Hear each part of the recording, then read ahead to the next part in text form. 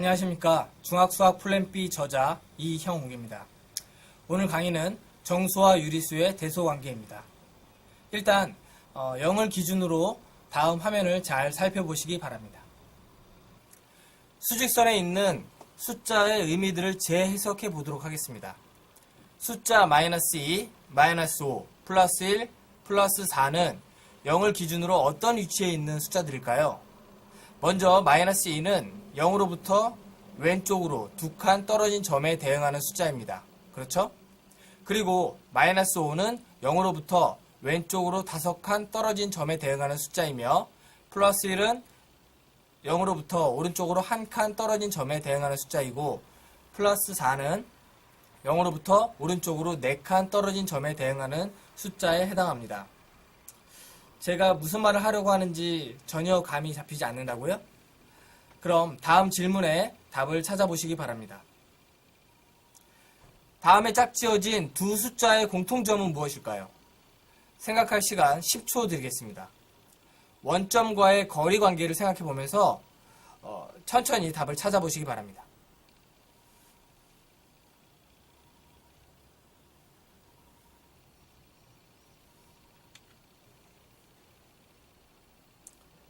네, 그렇습니다.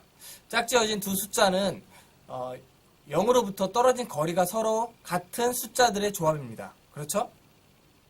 이렇게 수학자들은 방향과 관계없이 수직선상의 거리만의 개념을 따로 정의를 하였습니다. 수직선상에서 원점으로부터 어떤 수 A에 대응하는 점까지의 거리를 그 수의 절대값이라고 말하고 이것을 이렇게 표현합니다. 그리고 절대값 A라고 읽습니다. 아마도 수학자들은 방향만을 표현하는 기호인 플러스 마이너스처럼 거리만을 표현하는 기호를 하나 만들고 싶었나 봅니다. 절대값이라는 용어가 생소해서 그런지 내용이 잘 와닿지 않는다고요? 예를 들어보도록 하겠습니다. 수직선 상에서 원점으로부터 +4에 대응하는 점까지의 거리를 +4의 절대값이라고 말하고 이것을 기호, 절대값 +4로 표현합니다. 점 +4와 원점과의 거리는 4이므로 절대값 +4의 값은 4가 될 것입니다. 잠깐, 원점으로부터 거리가 4인 점에 대응하는 숫자가 오직 +4뿐일까요? 여러분, 수직선을 잘 살펴보시기 바랍니다. 0의 왼쪽에도 하나 더 존재한다는 거 다들 캐치하셨나요? 즉, -4에 대응하는 점 또한 원점으로부터 거리가 4인 점에 해당됩니다. 따라서 절대값 -4의 값 또한 4가 될 것입니다. 이해되시죠? 정리하면 원점으로부터 거리가 4인 점에 대응하는 숫자, 즉 절대값이 4인 숫자는 +4와 -4 두 개라는 뜻입니다. 조금 어렵게 느껴질 수도 있겠지만 절대값의 정의를 정확히 파악하고 있으면 이해하기가 좀 더 수월할 것입니다. 참고로 절대값 기호 안에 들어있는 숫자의 부호가 플러스이든 마이너스이든 상관없이 모두 다, 즉 절대적으로 양수로 만들어버리기 때문에 아마도 절대값이라는 용어가 붙여졌을지도 모르겠네요. 그렇죠? 즉 임의의 수에 대한 절대값은 항상 양수 또는 0이라는 사실 절대 잊지 마시기 바랍니다. 절대값과 관련하여 문제 하나 풀어볼까요? 다음 숫자의 절대값을 구해보시기 바랍니다. 어렵지 않죠? 어떤 숫자의 절대값이란 수직선상에서 원점과 그 숫자를 표현하는 점과의 거리를 뜻하므로 수직선에서 0으로부터 단지 몇 칸 떨어져 있는지만 잘 확인하면 쉽게 질문의 답을 찾을 수 있을 것입니다. 그것도 귀찮다면 주어진 숫자를 모두 양수로 만들어버리면 됩니다. 정답은 다음과 같습니다. 이해되시죠? 이제 절대값 기호를 계산하는 일반적인 방법에 대해 알아보도록 하겠습니다. 일단 절대값 기호 안에 있는 숫자가 양수, 음수, 0일 대로 구분하여 생각해 봅시다. 절대값 기호 안에 있는 숫자가 양수일 경우 절대값은 그 기호 안의 숫자와 같게 됩니다. 왜냐하면 양의 부호는 언제든지 생략이 가능하거든요. 그리고 절대값 기호 안에 있는 숫자가 음수일 경우 절대값은 그 기호 안의 숫자에서 음의 부호를 뺀 숫자와 같게 됩니다. 마지막으로 절대값 기호 안에 있는 숫자가 0일 경우에는 절대값도 0이 됩니다. 대충 감이 오시죠? 수직선을 이용하여 절대값을 구할 수도 있겠지만 절대값 기호 안에 있는 숫자를 양수, 음수, 0으로 구분하여 절대값을 구해도 된다는 말입니다. 즉, 여러분들 입맛에 따라 풀면 된다는 뜻입니다. 하지만 여기서 명심해야 할 것이 하나 있습니다. 절대값 기호는 단순히 음의 부호를 빼버리는 기호가 아니라는 사실입니다. 이 부분은 나중에 정수의 덧셈과 뺄셈을 배울 때 다시 한번 다루어 보도록 하겠습니다. 여러분, 절대값의 숨은 의미가 뭘까요? 일단 절대값은 단순한 기호가 아닙니다. 뒤에서 차근차근 정리하겠지만 정수와 유리수의 대소관계, 사칙 연산의 계산규칙 등의 개념을 명확히 정의하는 데 큰 도움을 줍니다. 그뿐만이 아닙니다. 도형에 대한 여러 가지 개념을 뒷받침하는 기본 원리로도 다양하게 사용되고 있다는 사실 명심하시기 바랍니다. 그럼 본격적으로 유리수의 대소관계에 대해 알아보는 시간을 갖도록 하겠습니다. 여러분, 마이너스 3과 플러스 1 중 어떤 숫자가 더 큰 숫자일까요? 일단 부호가 없다고 생각하면 분명히 3은 1보다 큰 숫자입니다. 하지만 양의 부호와 음의 부호가 적용되는 정수에서는 그 대소관계가 조금 다를 수 있습니다. 다들 예상했겠지만 플러스 1은 마이너스 3보다 큰 숫자입니다. 그럼 플러스 1이 마이너스 3보다 큰 이유를, 즉 양수가 음수보다 큰 이유를 실생활 속 예시를 통해 설명해 보도록 하겠습니다. 은설이는 현재 100원을 가지고 있습니다. 규민이는 현재 100원을 빚지고 있습니다. 즉 은설이의 재산은 플러스 100원, 규민이의 재산은 마이너스 100원으로 표현할 수 있는데, 그럼 여기서 누가 더 돈이 많다고 할 수 있을까요? 네, 맞아요. 은설이가 규민이보다 돈이 더 많다고 볼 수 있습니다. 이 말은 양수가 음수보다 크다는 것을 의미합니다. 이해되시죠? 그렇다면 다음 문장 1에서 4까지 나오는 두 수의 대소관계를 참고하여 양수와 음수 그리고 0을 기준으로 일반화된 정수와 유리수의 대소관계를 살펴보는 시간을 갖도록 하겠습니다. 여기서 일반화란 어떤 구체적인 현상을 유사한 모든 현상까지 확장하여 설명하는 것을 말합니다. 예를 들어서 동해, 서해, 남해의 바닷물은 짜다라는 사실을 일반화하면은 지구상의 모든 바닷물은 짜다라는 말이 됩니다. 대충 이해가 되시나요? 어떠세요? 감이 오시죠? 1과 2에서 플러스 2와 플러스 1 대신에 양수라는 단어를, 그리고 마이너스 2, 마이너스 4 대신에 음수라는 단어를 넣어 다시 한번 문장을 작성해 보면 다음과 같습니다. 그렇습니다. 양수는 0보다 크고 음수는 0보다 작습니다. 그리고 양수는 음수보다 큽니다. 이번엔 3과 4를 일반화해 보도록 하겠습니다. 일단 양의 정수 플러스 5와 플러스 3의 절대값의 대소관계를 비교해보면 다음과 같습니다. 네, 그렇습니다. 양수의 경우 절대값이 큰 숫자가 실제로 더 큰 숫자라는 것을 짐작할 수 있습니다. 즉, 두 양수의 절대값을 비교했을 때 절대값이 더 큰 숫자가 수학적으로 더 큰 숫자가 된다는 뜻입니다. 반대로 음수의 경우 절대값이 큰 숫자가 수학적으로 더 작은 숫자라는 것을 짐작할 수 있습니다. 즉, 두 수의 절대값을 비교했을 때 절대값이 더 큰 숫자가 실제로 더 작은 숫자가 된다는 말입니다. 어렵지 않죠? 그럼 정수와 유리수의 대소관계를 간단히 정리해 볼까요? 정수와 유리수의 대소관계 1. 양수는 0보다 크고 음수는 0보다 작다. 2. 양수는 음수보다 크다. 3. 두 양수 중 절대값이 큰 숫자가 크다. 4. 두 음수 중 절대값이 작은 숫자가 크다. 아직 절대값에 익숙치 않은 학생의 경우에는 조금 어렵게 느껴질 수도 있을 것입니다. 하지만 이는 시간이 해결해 줄 터이니 너무 걱정하지 않으셔도 됩니다. 정수와 유리수의 대소관계를 정의함으로써 우리는 어떤 두 수의 대소관계를 명확히 판별할 수 있게 되었습니다. 그렇죠? 또한 뒤에서 자세히 배우겠지만 정수와 유리수의 대소관계는 정수와 유리수를 포함하는 수식의 계산 등의 기본 원리로도 사용된다는 사실 또한 반드시 기억하고 넘어가시기 바랍니다. 참고로 수직선에서는 오른쪽에 위치한 숫자일수록 더 큰 숫자입니다. 다음 짝지어진 두 수의 대소관계를 부등호로 표현해 보시기 바랍니다. 쉽죠? 개념을 하나씩 적용하면 손쉽게 해결할 수 있는 문제였습니다. 정답은 다음과 같습니다. 한 문제 더 풀어볼까요? 다음 짝지어진 두 수의 대소관계를 부등호로 표현해 보시기 바랍니다. 정수가 아닌 유리수의 대소관계를 파악하는 것이 정수의 대소관계를 파악하는 것보다 조금 더 복잡할 것입니다. 참고로 분수의 경우 소수 또는 대분수로 고치거나 분모를 통분하면 숫자의 크기를 좀 더 쉽게 비교할 수 있다는 것 다들 알고 계시죠? 정답은 다음과 같습니다. 어렵지 않죠?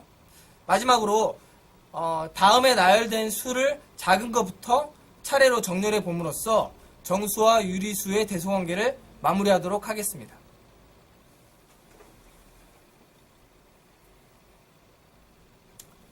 쉽죠? 개념을 하나씩 적용하면 손쉽게 해결할 수 있는 문제입니다. 정답은 다음과 같습니다.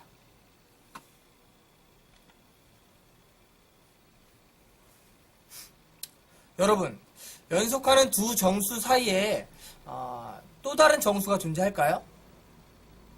아닐 것 같죠? 수직선을 그려 직접 확인해 보도록 하겠습니다.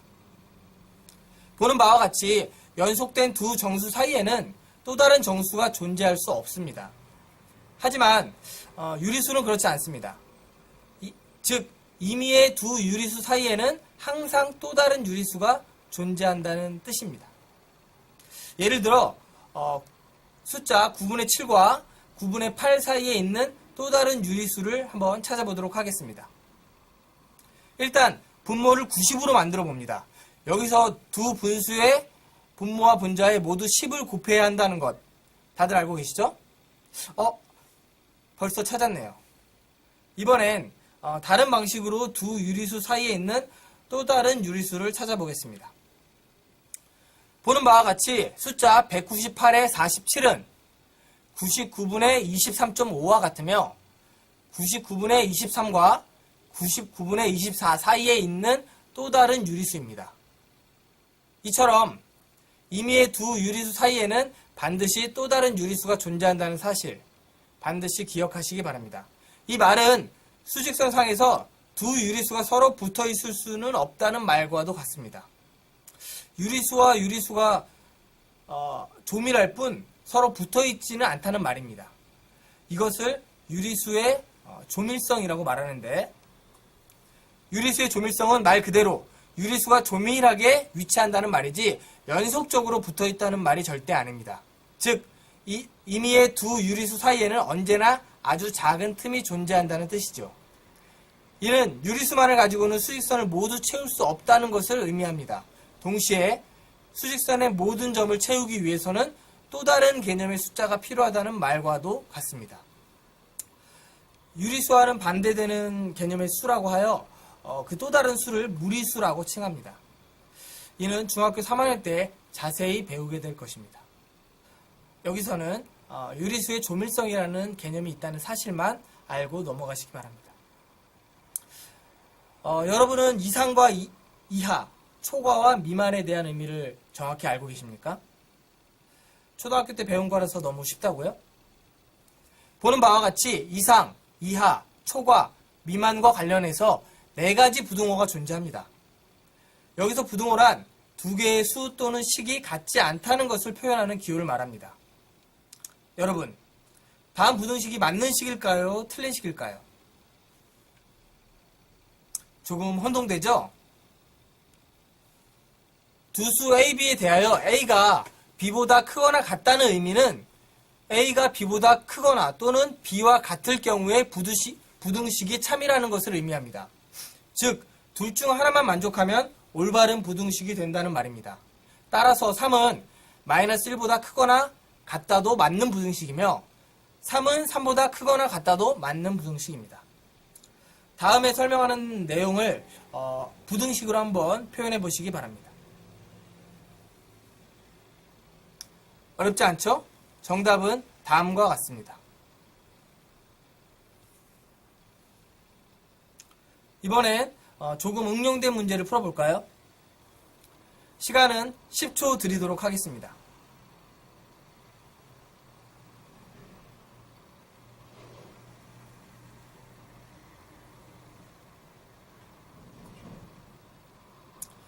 조금 어렵나요?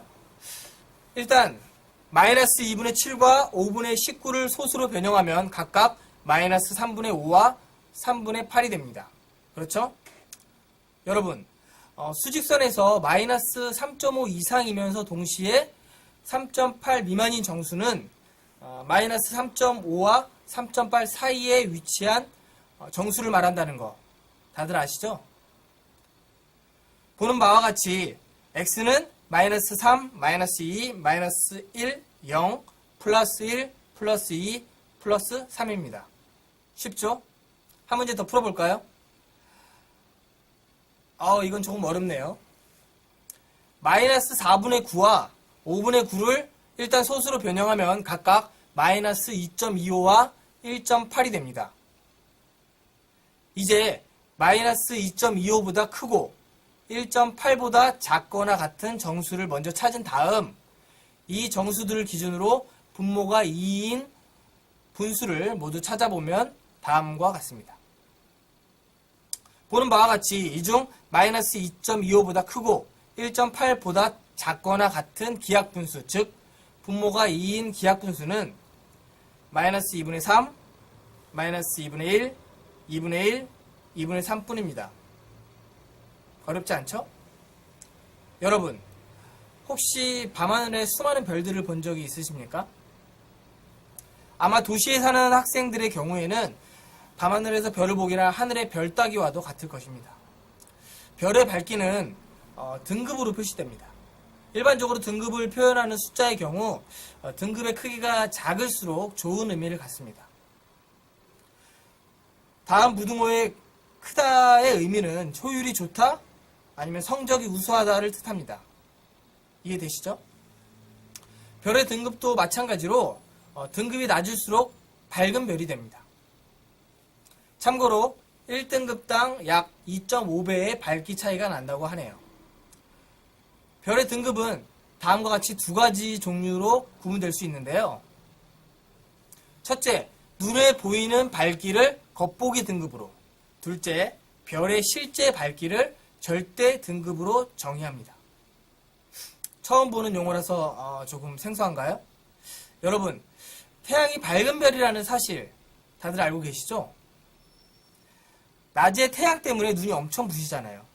하지만 우주 전체로 보면 태양은 그리 밝은 별이 아니랍니다. 즉, 태양보다 더 밝은 별이 무수히 많이 존재한다는 뜻이죠. 그런데 우리는 태양보다 밝은 별을 본 적이 없습니다. 왜 그럴까요? 그렇습니다. 그 별들은 지구로부터 아주 멀리 떨어져 있기 때문입니다. 즉, 우리 눈에는 밝게 보이는 별일지라도 실제 별의 등급은 그리 밝지 않을 수 있다는 것이죠. 다음은 어느 별들의 겉보기 등급과 절대 등급을 나타낸 것입니다. 여기서 퀴즈입니다. 우리 눈에 밝게 보이는 별부터 차례로 나열해 보시기 바랍니다. 그리고 실제로 그 별이 가지고 있는 밝기가 어두운 별부터 차례로 나열해 보시기 바랍니다. 시간은 1분 드리겠습니다.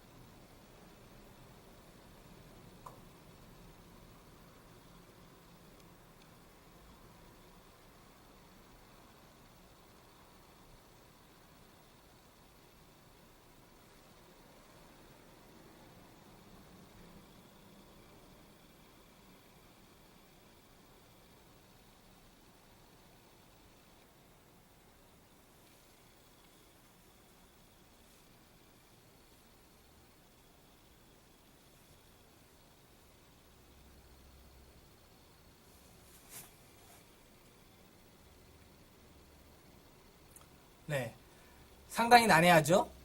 일단 우리는 이 문제를 풀기 위해 어떤 수학적 개념을 알아야 할까요? 잘 모르겠다고요? 문제 속에 질문에 답이 있습니다. 그렇습니다.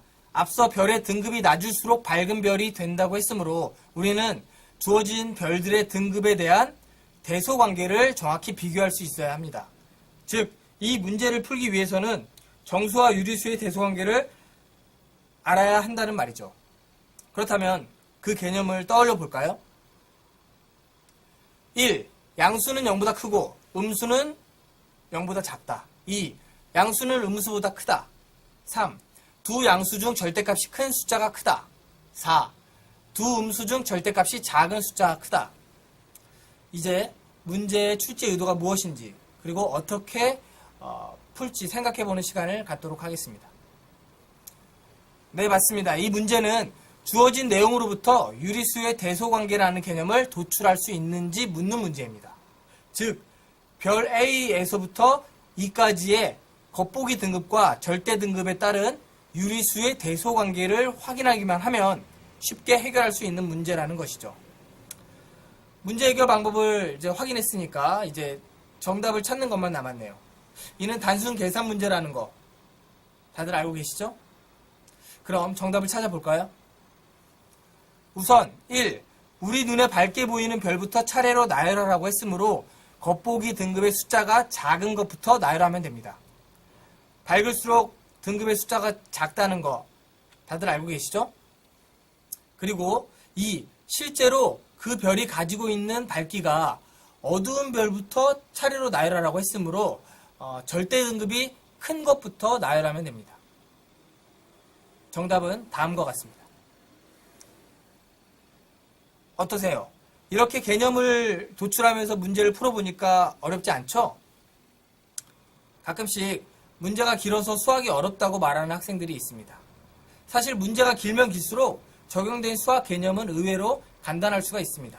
즉, 문제 내용을 제대로 이해할 수만 있다면 문제 풀기가 상당히 쉬워질 수도 있다는 뜻입니다. 이 점 반드시 기억하시기 바라며 더불어 평소에 책을 많이 읽음으로써 글에 대한 이해력을 스스로 높이시기를 간절히 바라는 바입니다.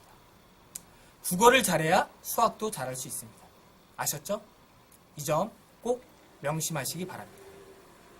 이제 강의를 마칠 시간이네요. 엔딩 화면으로 오늘 배웠던 개념을 띄워드리도록 하겠습니다. 스스로 개념을 정리해 보시기 바랍니다. 감사합니다.